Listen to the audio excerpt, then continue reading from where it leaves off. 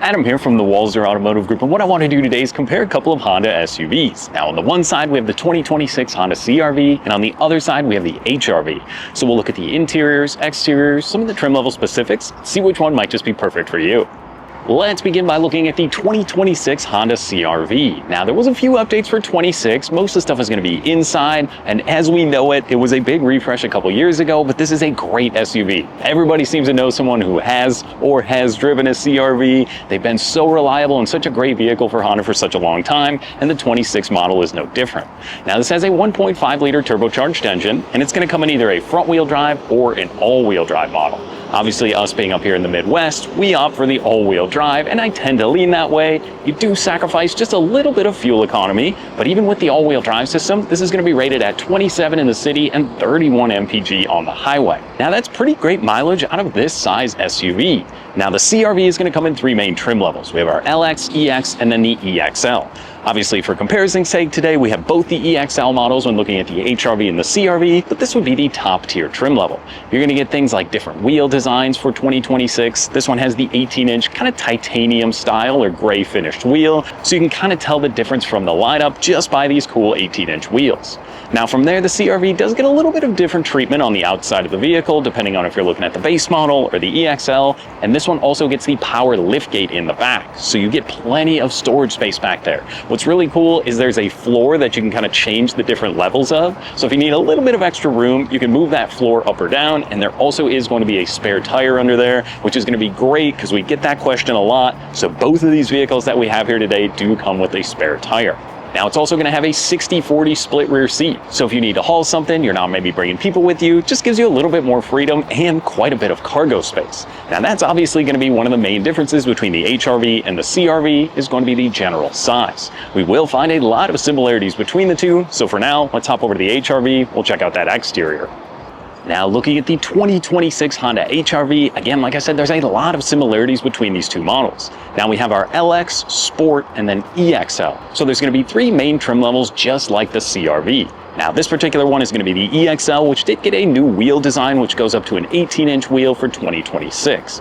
Now there were a few other changes. Most of those are going to be some color changes for the 26 lineup, but mostly remained unchanged from the previous upgrades.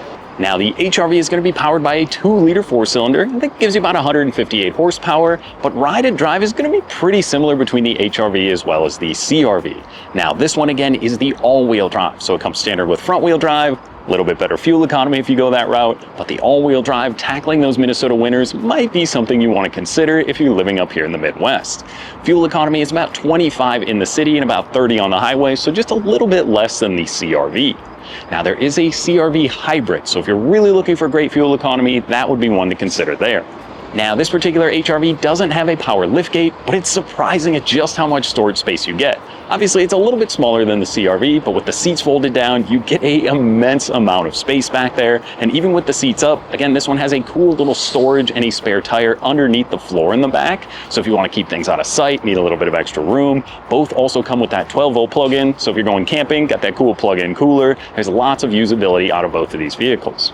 Now safety, if that's a big concern to you, both are going to have the Honda Sensing safety features. The EXLs will come with the top tier of that as well, so we'll touch on that a little bit more when we hop inside. So for now, let's jump back over to the CR-V, check out that interior. Now inside the 26 CR-V, like I said, there was some big changes for the 26 model year. Most of those are going to be inside and tech focused. There's going to be a 9-inch display, which is actually 2 inches larger than the outgoing 25 model. Now they're all going to have wireless Apple CarPlay as well as wireless Android Auto. And what's great, we've always got our phones with us. These are going to have a wireless charging pad down here, which is really convenient, as well as 2 USB-C charging ports. Now what else is really nice in the CR-V, this one gets rear charging. So if you're going on that road trip, you got the kiddos in the back seat, everybody can have their devices charged up. I love that it offers that much usability. Now, a few other things in the CR-V. This particular one gets a leather wrapped steering wheel here, and you're going to get the leather appointed seats. Now, these are also going to be heated for those Minnesota winters, so it's a 3-level heated seat for the driver and the passenger. And also on the key fob, you're going to have a remote start.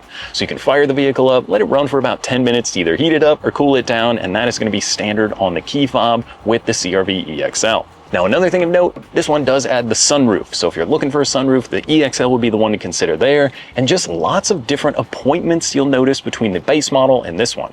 Kind of the piano black that runs through, and I love this honeycomb design for the vents. It kind of ghosts the vents in a little bit. It looks really good and kind of gives it that nice luxury touch. We've also got keyless entry, so you can use the key, whether it's in your pocket or purse, hop in, and then there's also going to be push button start right here on the dash. Now, one thing that's really cool is going to be our full digital gauge cluster. So the left side of the gauge cluster is going to show you either your phone, your Apple CarPlay, your music you're listening to, and then the right side, you can go through and keep track of all of that pertinent information.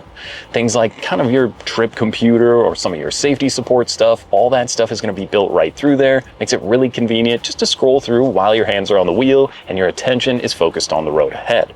Now, like I mentioned before, with the safety support, we've got road departure mitigation, blind spot monitoring, a low-speed brake control, as well as kind of the parking sensors around the vehicle.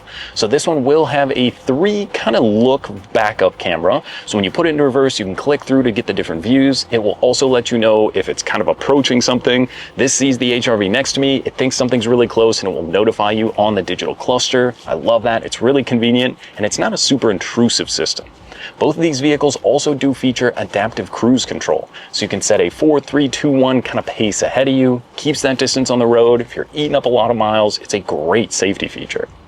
Now, this particular one also gets a dual zone climate control and a few selectable drive modes. So you can hear as I click through, normal, eco, and then a snow mode. So that can kind of help you fine tune. I believe for 26, they also did make some changes to the traction control system. So if you are getting off-road or maybe in the snow, there'll be a little bit better performance out of it for this model year. Now, one other thing, this one does get memory seats. So if you have 2 drivers, you can hop in and program that, but it is a power seat on my side with lumbar as well. And these seats are really comfortable. That's one big thing about the CR-V. Like I said, it's been around for so long. They've pretty much fine-tuned this to be a great day-to-day vehicle. Whether you want something just to get you to A to B or you want some comfort, you can start with the LX trim level. I think the EX is a great purchase point as well, but the EXL giving you all this equipment is pretty awesome. Now, we do have to touch on the MSRP or the pricing these vehicles. So this particular one, the EXL, all loaded up the way it is, we're looking at $38,300, right around that ballpark. So obviously, if you go with the LX, you can take about $5,000 out of the price point, which is going to get you pretty close to the HRV all loaded up. So that being said, let's hop over there. We'll check out that HRV interior. Okay, so now we're behind the wheel. Again, I've got my cell phone with me as we typically always do, and this particular one will also get wireless charging, the same 2 USB-C ports up front here, but this one won't have rear charging, just gonna be the 2 up in the front, and then you will notice there's also another one down here on this cool little center console. That's one big thing you notice right away. There's a lot of similarities when these CR-V, HRV line up, but it's kind of a little bit more fun over here. It just seems a little bit more playful in the HRV, if that makes sense. This cool center console is kind of a leather appointed with the white stitching that runs through, but then there's a little pass through underneath. You do get a nice deep storage compartment in here as well, which I also really like. Then we move the cup holders from kind of the middle, where I can show where it was on the CR-V. You move them up in front on the HRV, which is really nice to have. Now, this particular one also gets the leather wrapped steering wheel here, which is really nice. And then you get a digital cluster, but only on the one side. So it kind of flip flops from the CR-V to the HRV. Not quite as much information in this particular one, but it's really just going to give you kind of a quick look at all that pertinent information again. And this one also will have all the same safety features that we get on the EXL CR-V. Also, another thing of note, this one also gets the sunroof. So when you get to the EXL, the HRV will add the sunroof up above. Now again, like I said, this one does keep the honeycomb design. Not a lot of the piano black through here. It's kind of more limited to the leather and kind of this plastic pointed trim, which is actually really comfortable. You would think, maybe isn't going to be the best quality, but it is really nice. I like the higher armrest up here. So if you're a smaller driver, this vehicle seems like visibility is almost a little bit different as well. So it's a little harder to see with the pillars in the back. So that's something I noted with the HRV versus the CR-V. A little bit better visibility out of the CR-V. But this one also isn't too bad. Plus, we keep that same backup camera with the safety support system in there. These are also going to be heated seats. So we've got the 3-level heated seats from the driver and the passenger. It's also pretty comfortable. And I note that headroom, I'm 6'1", pretty much remains unchanged. Like I said before, it's pretty surprising just how much space you get in this HRV.